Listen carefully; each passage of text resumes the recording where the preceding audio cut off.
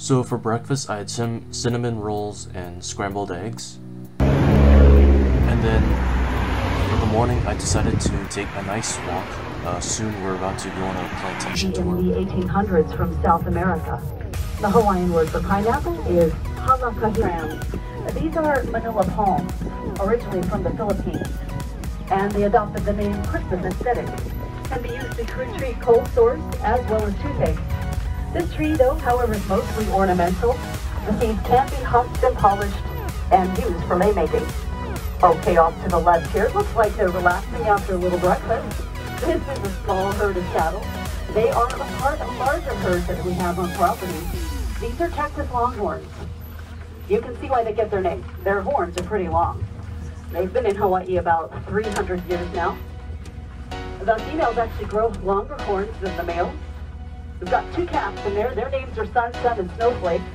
Floral arrangements and centerpieces. Amazingly, the heliconia flower maintains its vibrant color for several weeks after being cut from the plant. And speaking of vibrant colors, if you look to your left side, you'll see these nice bright red flowers. These are avapuhi ula ula, or red ginger. Not the same as the ginger that we eat. However, the petals can be used to make soaps as well as shampoo cereal. Okay, we're going to make our first and only stop here on our tour today. If you look over here to the left side, you'll see a wide open space.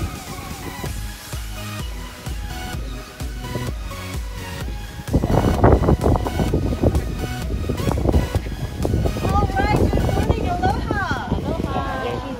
That's the aloha spirit, I love that. Once again, good morning, my name is Nancy. Ladies and gentlemen, the coconut. The Hawaiian word for coconut is niu, spelled N-I-U. And everybody say niu. Niu. Great. So the coconut goes through a few stages. It goes from green to yellow to brown like this. At this stage, it's actually considered a seed. So I'm holding in my hand the world's second largest seed. Now you could be thinking it might be a little difficult to grow a coconut tree, perhaps. No, they call it plants for dummies. Yeah, you basically just set it and forget it. Everything it needs to grow is right inside. It's the liquid. After a little bit of time, you'll see a root coming out just like that.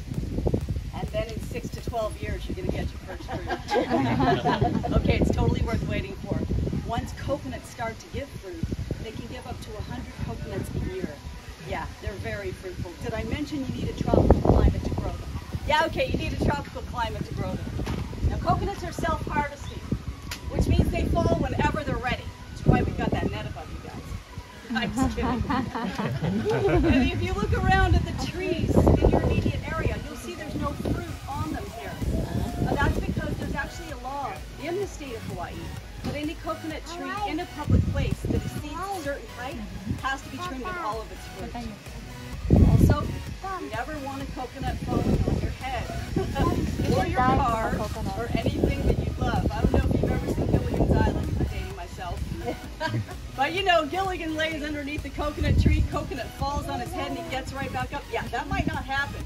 So if you ever see one in a private area, don't ever lay under a coconut tree. Those green ones can weigh up to 20 to 24 pounds. Yeah, they're pretty heavy. They look fantastic. If you take a look here at the trunk, you'll notice there's some rings on it. Now each ring represents 1 year in the life of the coconut tree. Yeah, they live to be a pretty long time, 100 years and above. So, now you can be looking at this coconut and thinking that's not like the coconut that you would maybe see in the store. In fact, maybe some of you, by the time you get to coconut, it could be shredded in milk or in some other form like that, right? That's because this still has its husk on it. There are many ways to husk open a coconut. The method that we use on the plantation is actually a pickaxe welded to a table, just like that. This is very similar to what the Hawaiians would use to husk open a coconut. They would sharpen a stick, very pointed, and then husk it open that way. The coconut husking is super, super competitive in Hawaii. I don't know why, but there's actually 2 true records I can show you about, tell you about. There's actually a guy, Polynesian Cultural Center on Oahu. He can husk open a coconut in 3 seconds. Yeah, very impressive. Everybody on the plantation says he's kind of a cheater because he uses a machete. Hey, I don't care what the guy uses. 3 seconds, very incredible time. husk open the coconut. There's another method, there's another record here in Maui, and that's held by a woman here, that's Longhorns Lahaina. Yeah! And her coconut husking record is actually 2 to 3 minutes. Now you could be thinking it may not sound as impressive, perhaps, but what is impressive is her method. Because she husks the coconut with teeth. Yeah, seriously, very cringy. I've never seen it. I've heard there's YouTube videos. Haven't quite brought myself to see it. She actually used to do shows over there in Lahaina on Front Street, husking open coconuts. She's since retired. Hey, you never know. She could have the world's most beautiful smile. If she does, she's probably got a really wealthy dentist. There's a person who takes the longest time to husk open a coconut. That person is me. You had to wait for me to take the husk off this coconut. You'd actually miss your dinner reservation. Yeah, for tomorrow night. However, it's going to be like one of those baking shows. You know the baking shows where they have the chocolate chip cookie dough, they put it in the oven and it's ready on the side? That's how this goes. However, I am going to give you an idea how it would be done on this method. And I am going to show you how to open a coconut once you've seen it in its regular form. Now, before I do that, let's talk about the anatomy of the coconut. This front end right here, this is what is called the pico. Spelled P-I-K-O. They say pico. Pico. Great. Well, guess what? We also have a pico, because in Hawaiian, pico means belly button. There you go. So you have a pico. All right. I got a smile there. I love that. And if you look at this part, this is called the okole. Can everybody say okole? Okole. Okole means backside, bottom, or more literally, it can mean butthole. It just does. I didn't make that up. It's just the way it is. If I were going to husk it open in this method, it would go a little something like this. I would take this pico end. It's going to be the softer end. And I would take a flatter part of the coconut. And I would come straight down onto that pickaxe.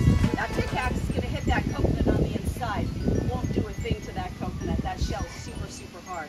Sometimes I can get that pickaxe to come right out the next side. But then once you get it on, you then roll with your body weight, the key body weight, to get that first section off. If you can't get it when it's deep, you got to go a little more shallow. And then you'll see it will start to come off just like that. First section, hardest part to get off. Once you get the first section off, you go around, around, around until you get the husk off of your coconut. Once that husk comes off, it's going to look like that. Very durable. Now the Hawaiians use every part of the coconut. Nothing ever went to waste. So the husk, these fibers inside, they would actually take them together, twine them together to make a super strong rope, like strong enough to tie the homes, the roofs of their homes or hales. And did anybody see the movie Moana? Well, in the movie Moana, this is what they used to tie their canoes. 2 eyes and a mouth. You can see it there, right? Yeah. Now some people say that looks like a bowling ball. Other people say it looks like a pufferfish. The girl that works on the plantation says it looks just like her ex-boyfriend. No comment, I haven't seen that guy. Very strong. Now I can take my object here and I can poke at the eyes. Nothing will happen if I poke at the eyes. But if I take this and put it into the mouth, it'll go right in. That's the germinal spore of the coconut. So you can put that pointy object in there, give it a little turn, maybe sing your favorite song, get it going in there a little bit, and then here comes your liquid. It's windy, it might get you. That is coconut water. Any coconut water fans? Yeah, me too. I love it. So that coconut water, of course, that we love, that is out of a green coconut. That water is sweet, tasty, and yummy. This water has been in this coconut for months. It is cloudy, sour, and fermented. Most importantly at this stage, natural laxative. I mean a fast one, like 10 to 15 minutes. Yeah, there'll be no sampling on my watch. It's a hammer at home. If you did, don't open it in your hand, put it in something. I'll show you the method that I like to open with, which is actually this steel bowl that has this rag in it. before I do that, I'm going to show you the key to opening the coconut. You look right between the eyes, you'll see a bridge. Right between the eyes, see that bridge there? That's going to be the weakest part of the coconut. And trust me, you want to know that because that's where you want to hit it. What you'll do is you will strike it just right to the ridge of the coconut, right to the ridge with a bouncing motion, right in the center of the coconut. Not like I'm going to get in there, but you're going to bounce it just like this. And you could do this with a hammer. So just give it a little bounce.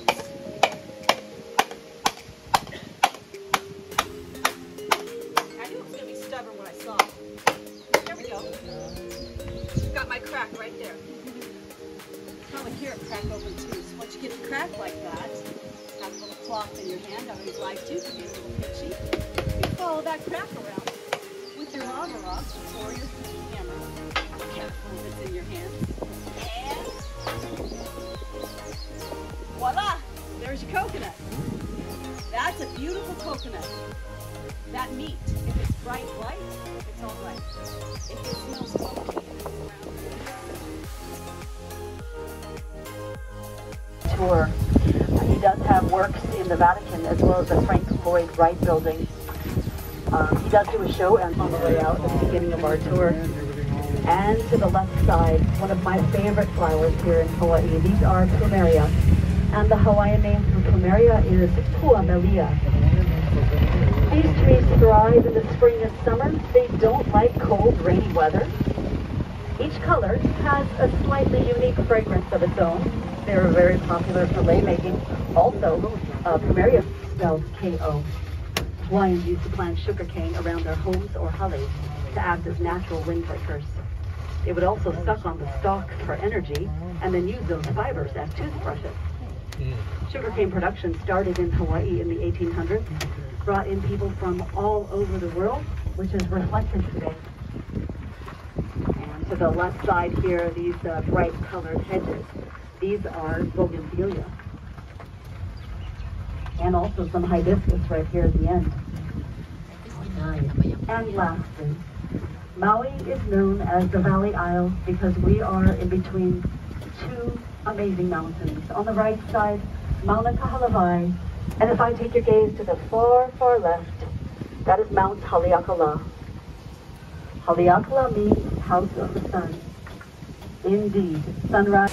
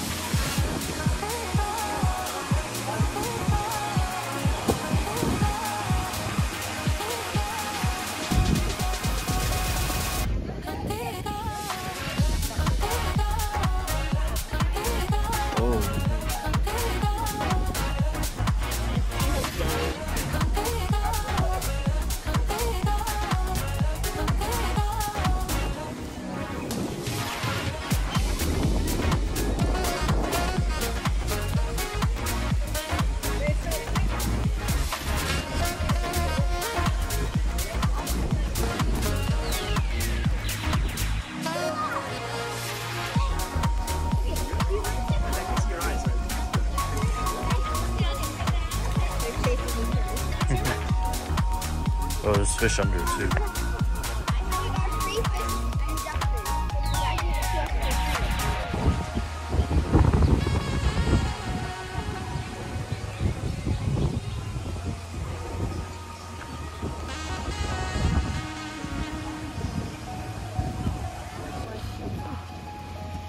There's a turtle right there.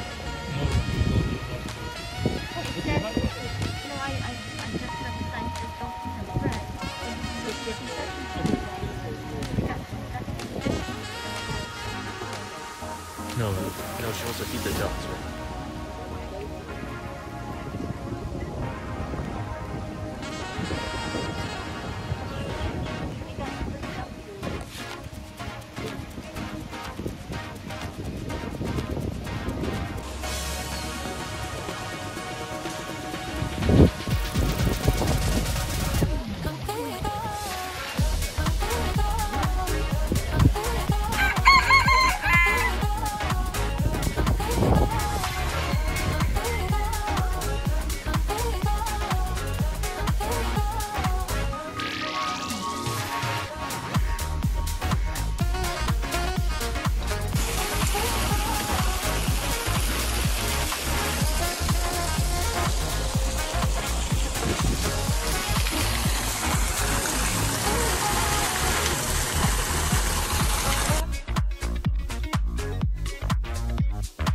So for lunch, I dined in at Cafe Olé. So here's the views, and you literally get to see people ziplining. So for appetizers, I had papaya salad. I also had the koali pork with garlic rice. And for dessert, I had masaladas. All this was absolutely bomb, so 12 out of 10.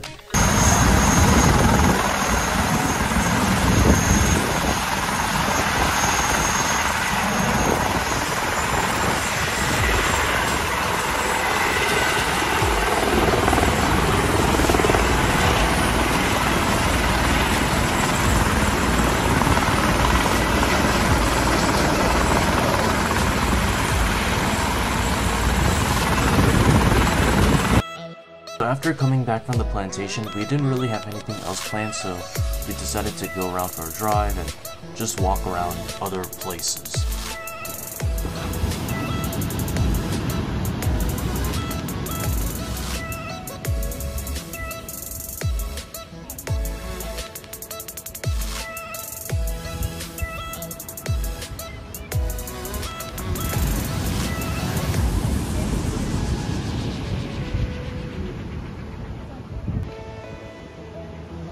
Oh no, here's a big one.